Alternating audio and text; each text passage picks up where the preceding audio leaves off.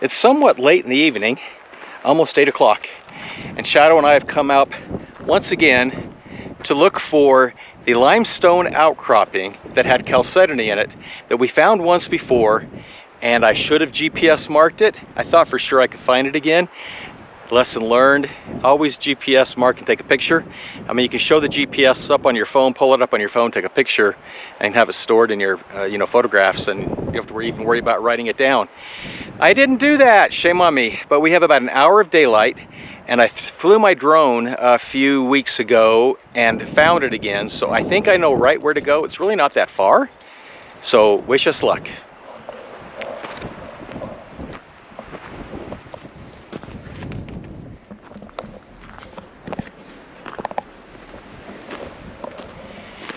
The wind has picked up and it feels wonderful. This time of year, it was 108 degrees in St. George when we left at about 7 p.m. So I'll take the breeze, and it's a lot cooler up here too.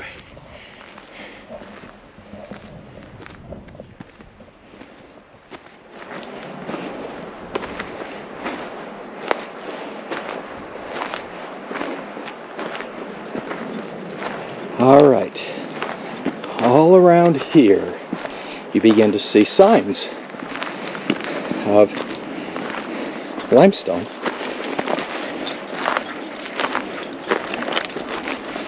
So that's washing from up above, and that's where we should find it. It's somewhere around here.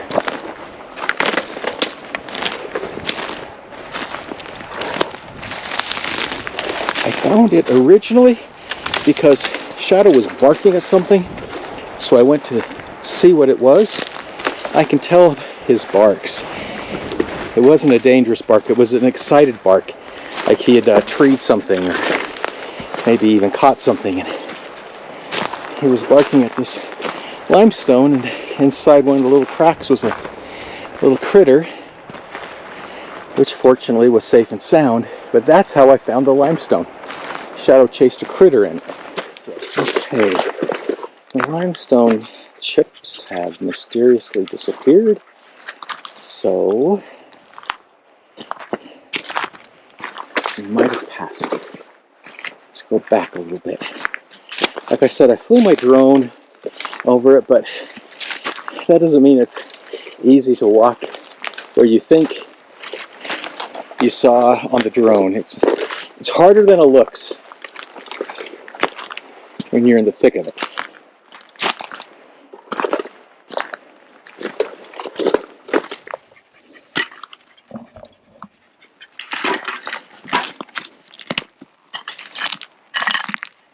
Wow. Look at that. Beautiful, beautiful piece of chalcedony. That is a solid chunk. I need to clean it up so you can see it better. But that is one big solid piece of gorgeous chalcedony.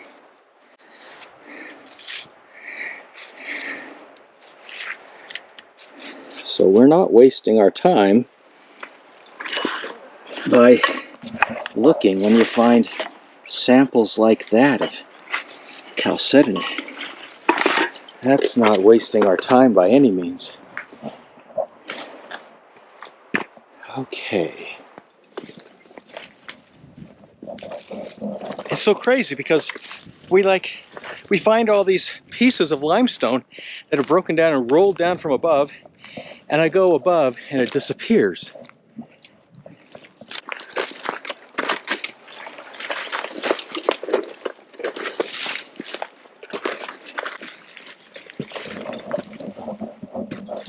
When I first found it, I thought, oh, I'll be able to find this again. It's really easy. It's not even very hidden. I mean, I know right where it is, right? Lesson learned. Lesson learned. Shadow, help me find the limestone outcropping, please. Are you thirsty? You look very, very thirsty. I have a new watering gizmo for Shadow. Here we go. Let me get it. Okay, hold on.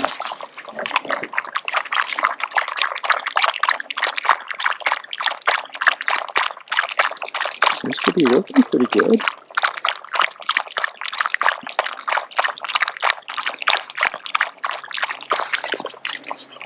Want some more? Oh, you're thirsty. I like this thing. Puppy flask. It's called a puppy flask.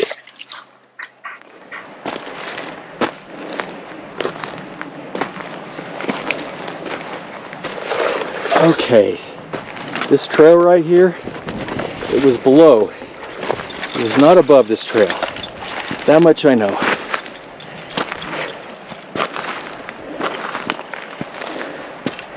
It has to be down there. And shadows off after something. Look at that beautiful view.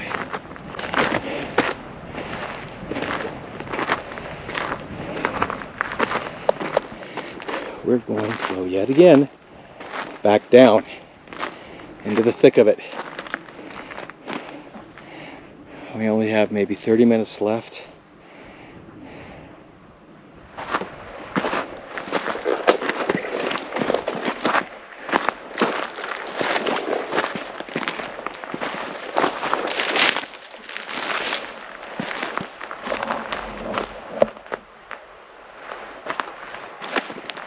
I'm losing my mind. I tell you,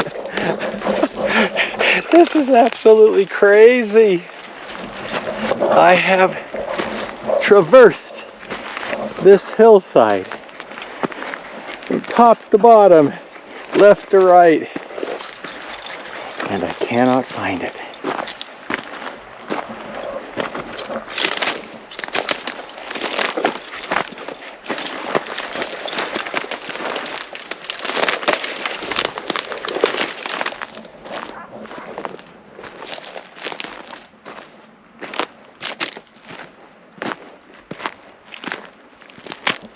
Shadow. Oh, he's too far away. Shadow, come. Come, boy. He's almost 200 yards away. I'm sending him signals right now. Come. Come, boy. He's coming back. Come on. Over here. Come on. I hear him. Come on. Come. Down here. What did you go after?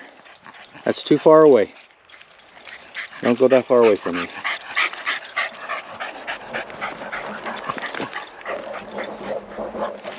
I heard him barking to something. Let's see this right here. Oh, that is gorgeous. That is a beautiful jasper there. Absolutely gorgeous.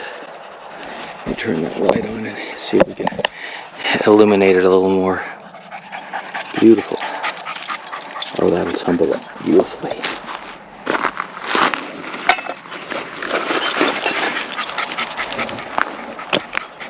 Okay, well that's all fine and dandy. We found some beautiful, large, sizable pieces of chalcedony and some good jaspers. A couple of jaspers, I should say. Now, one last stab. One last stab at that outcropping. I'm going to look lower. I thought it was a little higher. I'm going to look lower.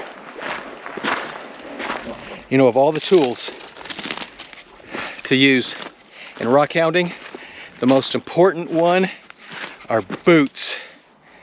Good boots. And I don't spare when I spend on boots. I'm on really rough terrain all the time, and boots, really good boots, are so important. This is what rockhounding is all about. It's not success every trip, but it is success every trip because we're out in God's gorgeous creation, enjoying the beautiful fresh air, the green trees, beautiful mountains, the sky, the sunsets. I mean, there's only one way to really experience this, and that's to get out and experience it.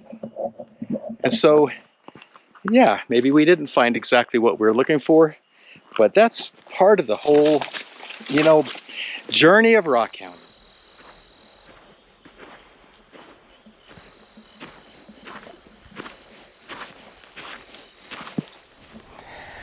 All right, no making fun of me. It's 2 days later. We're back. It's in the evening again. And this time we brought the drone. And I flew this drone. I used 2 batteries. They last about 30 minutes each. I'll show you some footage from the drone. I found it. And I found the spot. I took pictures of it. I didn't have my video camera with me, my GoPro with me, so I took stills. I'll show you those.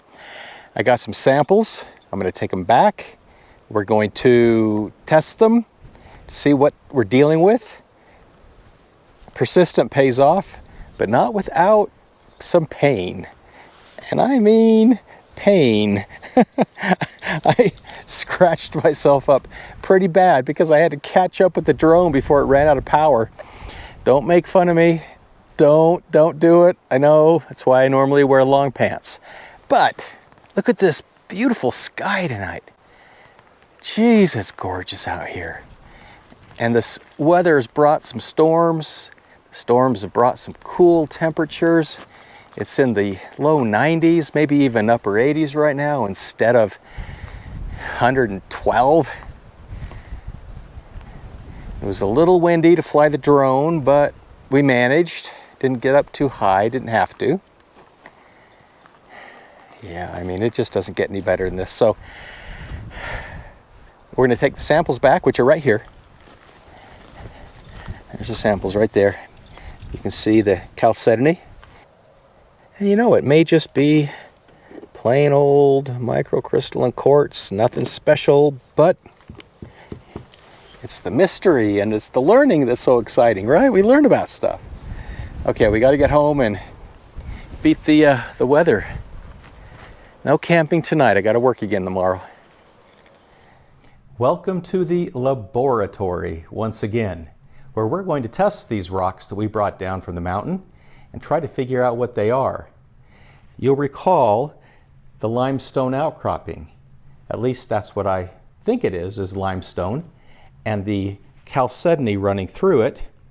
So the first thing I want to do is drop a drop of hydrochloric acid on this rock and see if it reacts.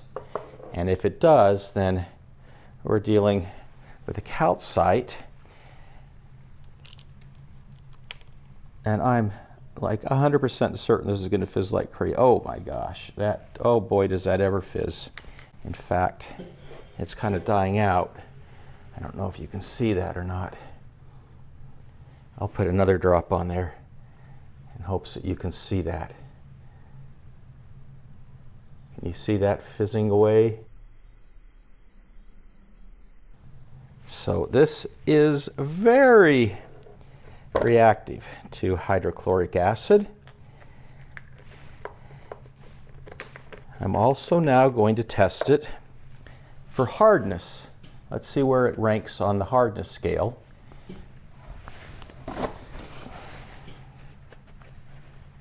And I'm gonna guess it's really soft, like maybe, let's start with a 4. A 4 scratches it without much difficulty. Let's try a 3.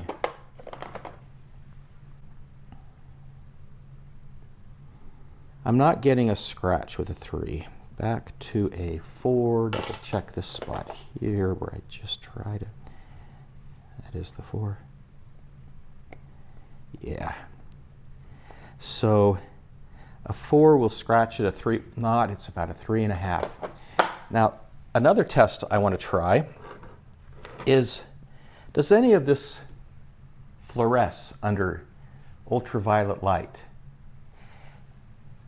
Let's take it into the laundry room where I can close the door, put it in a box so that it really protects it from any light that might be coming in under the door.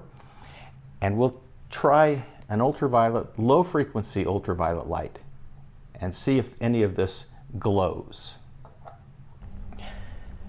I've put the rocks that we brought down in a box, and the box is in the laundry room. So I've turned off the light. I'm going to shine the ultraviolet light. How that all glows right there. Let's turn on the light and see what that is. So here's the chalcedony. This is, part of the host rock. So let's figure out what that is. So let's take this one here. You can see that end piece right there. And we'll turn on the light and see what that looks like under regular light.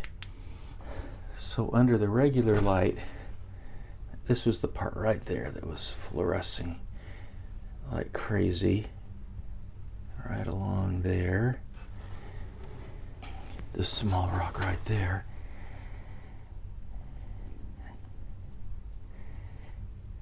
We'll turn the light on and see what that looks like under natural light, the part that's glowing there. So all this right there. This is the chalcedony part. That's not glowing. It's really this surrounding stone that's glowing. There are a lot of different types of limestone. And limestone, some forms of limestone do glow, fluoresce, and there's no doubt this is limestone. It also is between a 3 and a 4 on the MOHS hardness test, and this was a 3.5-ish. There's one other thing we can do, and we can test the color of a streak, and it should scratch if it's limestone whitish.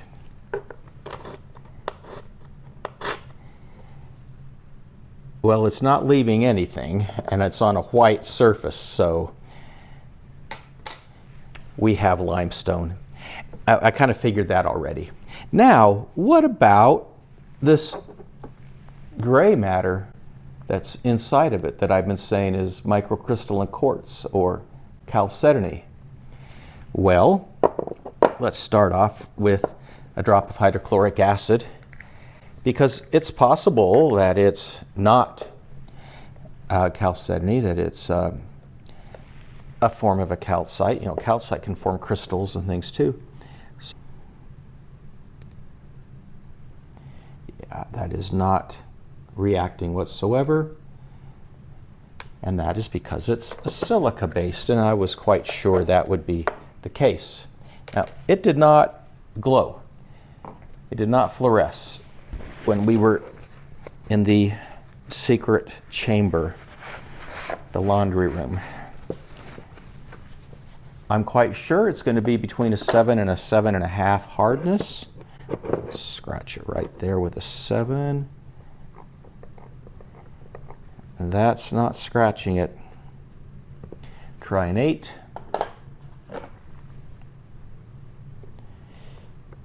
And there you go.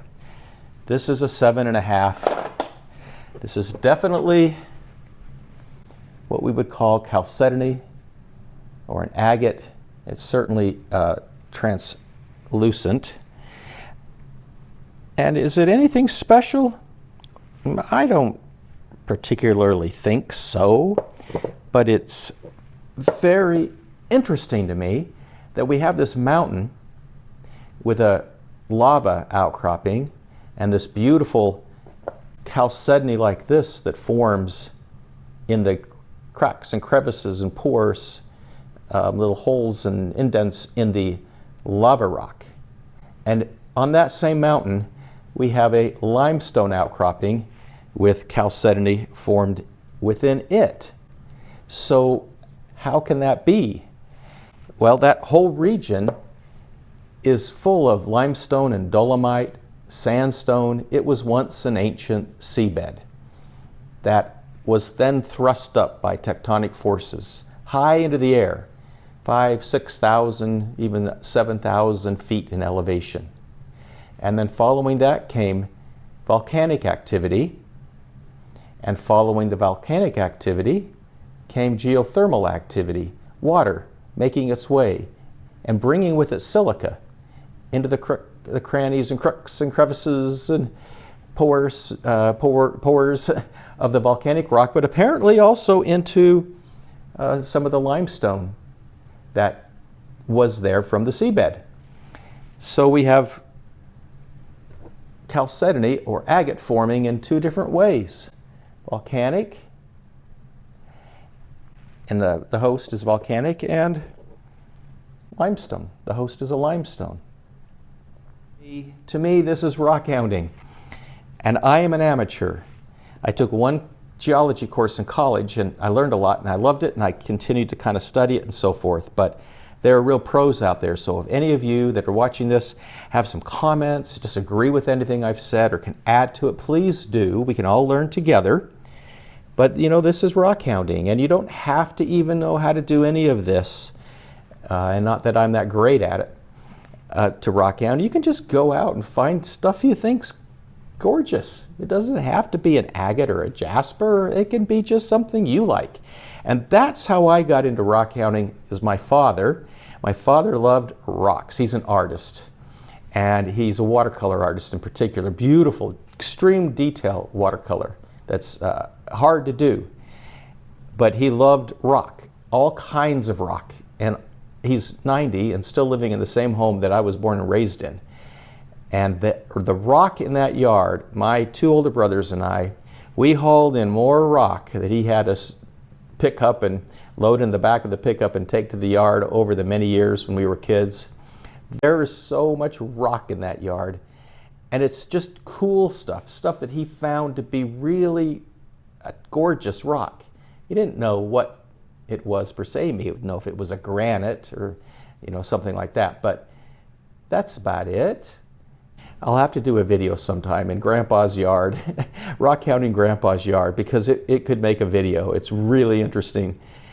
I've got a lot of rock in my yard too. So we had a lot of fun, Shadow and I always do when we go out, and we learned a lot here in the laboratory, and we're glad that you're here with us, and we hope you join us on future adventures of Shadow.